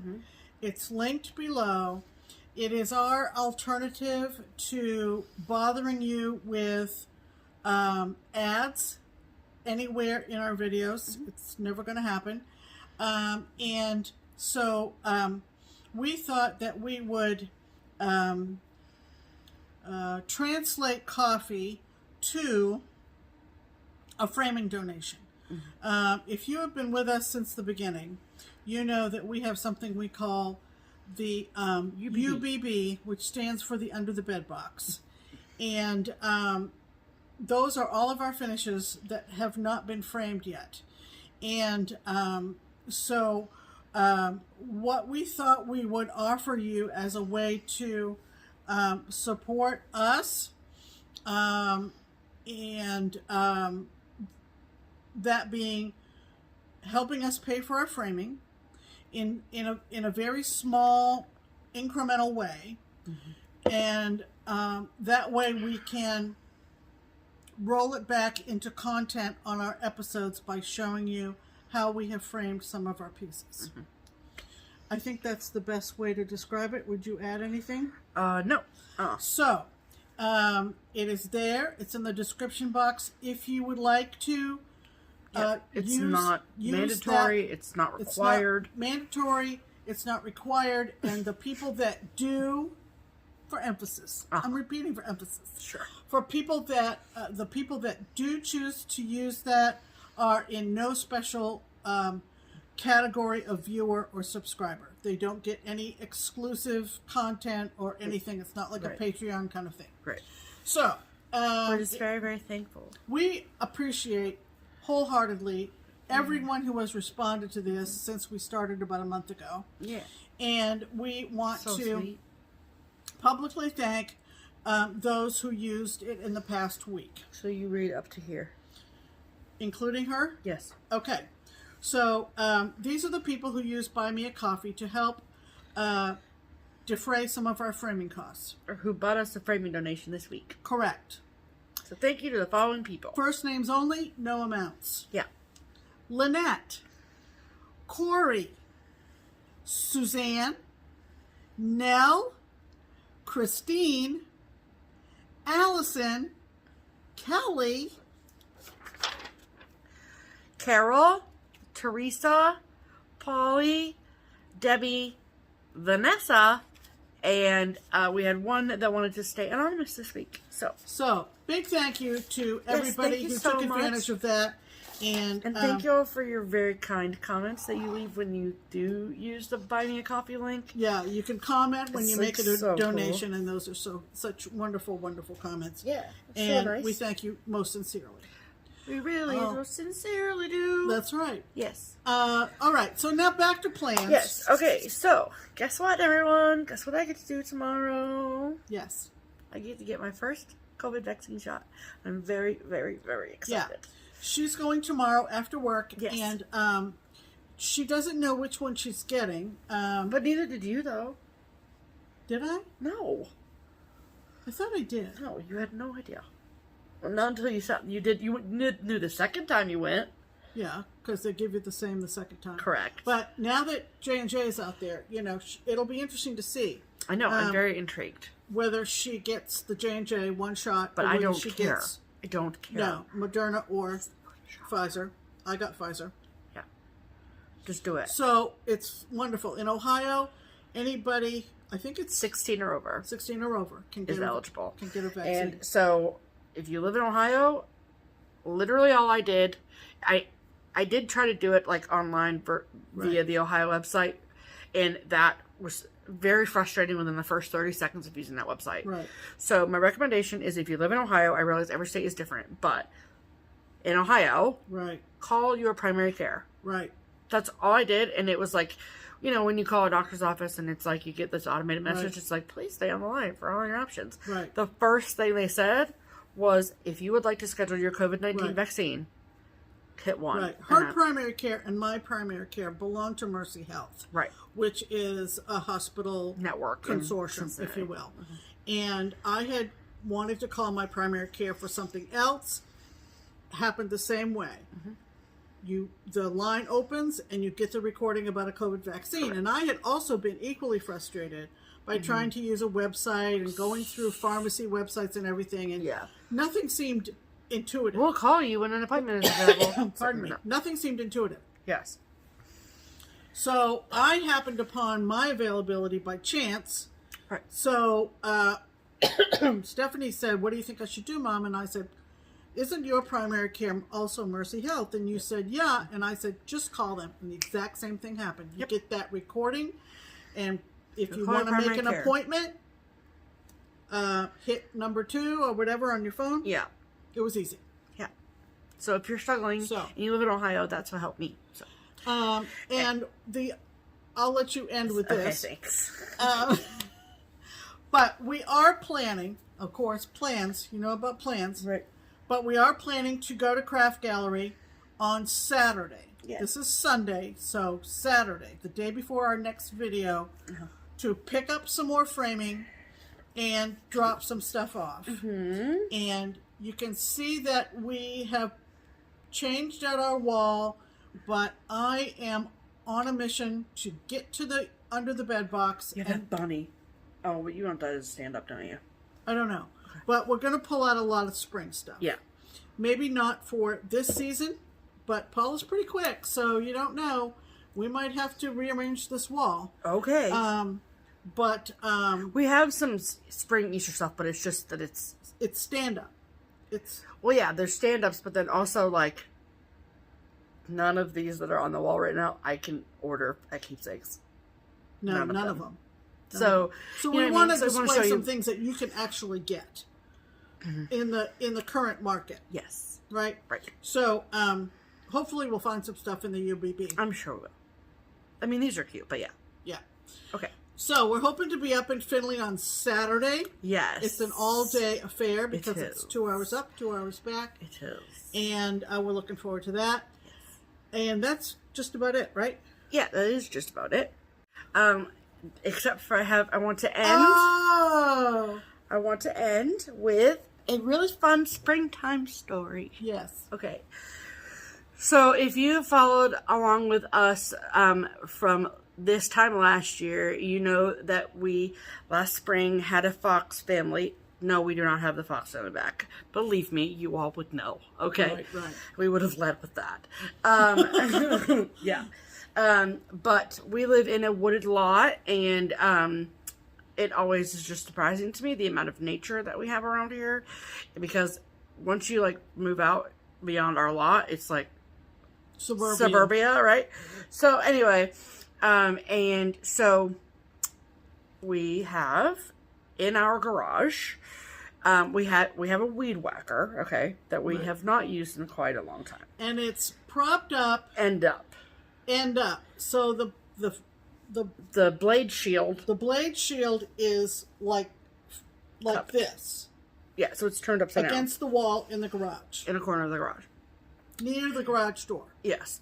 So I am notorious for like getting up in the morning and going out and going to get the mail, and then I don't shut the garage door.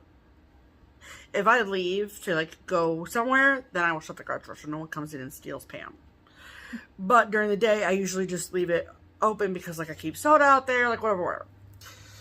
So over the course of like the last couple months, I'd say, I mean, no, a month, not 2 months. I noticed that there was this nest forming over the last... In the blade shield of the weed whacker. Hilarious. It just sounds funny. Doesn't it? So then I was like, that's like a real life nest. It's like, that nest is getting bigger. And then, but I never saw anything in it. So it's just like, oh, maybe it's old. Like, I just never noticed it before. Nope. Not old. Brand new. So, then I noticed that there was a bird inside the nest. So it's not a, like, at least in my brain, when I think of bird's nest, I think of, like, a round oval with the bird right in the top, right? It's like a cave situation. Yeah. So, like, here's the wall, okay? And then the thing is leaning here, the blade shield. And then the nest is, like, right on top of the blade. This is a terrible diagram. But it's literally like a cave. It's going to get better, people. Hang in there. Don't worry. So, it's like a cave. I just keep saying cave because that's what it looks like to me. Mm-hmm. And because it's not like you can just look on top of it. You have to look inside the hole to see anything. So, I noticed there was a bird in there. Obviously, it's a bird's nest, right? And then I would get, like, not stupid close to it, but I would get close to it and the bird would fly out. And I was like, okay, you're just chilling. You just made a home in here. It's fine. Don't worry about it. Well, then, one day, the bird was gone from the nest. And I took a peek-see to see if the bird, which I have named Lois. Don't ask me questions. I just named the animals I see, okay? There were too many foxes for me to name last spring, but Lois and I are friends. I'm helping Lois through her spring because Lois is going to be a mother. Lois laid 5 eggs 2 days ago. I'm pretty sure I watched her give birth to the eggs because every time I would literally go out to the garage every hour. Like, come to go check on Lois. Mo Muffin, I'm like, who is Lois? Why is she in the garage? So then I would like go check, and she was, sometimes her head would be poking up so I could see her eyeballs. I'm like, let's go check today. And then other times she would be like asleep, but I could see her breathing. So I'm like, okay, well, either you're sleeping or you're birthing them. I don't know what's happening. And then all of a sudden, the next morning, I went to go check on her, and I opened the garage door. She flew out. I looked in the nest, 5 eggs. I am not a bird aficionado, okay? If you were to just show me Lois, I would never have known what kind of bird she is. I mean, I know what like a cardinal and a blue jay and an oriole and a chickadee is. I know what those ones are, but like just your random birds, I'm like, I don't know what that is. So I identified Lois and her offspring by the eggs. So as it turns out, I'm really confident that this is a house sparrow. Her eggs are cream with like brown spots on them. And they're pretty small. And they are very small. So, I mean, they look big in the nest, but the nest is not ginormous either. So, so we're going to leave you today with springtime wishes and pictures of Lois's eggs. That's right. So we hope that you all have a wonderful, wonderful Easter, rest of your Easter Sunday. Right. What's left of it. Right. And enjoy your springtime. Absolutely. And look for Lois's around, okay? Right.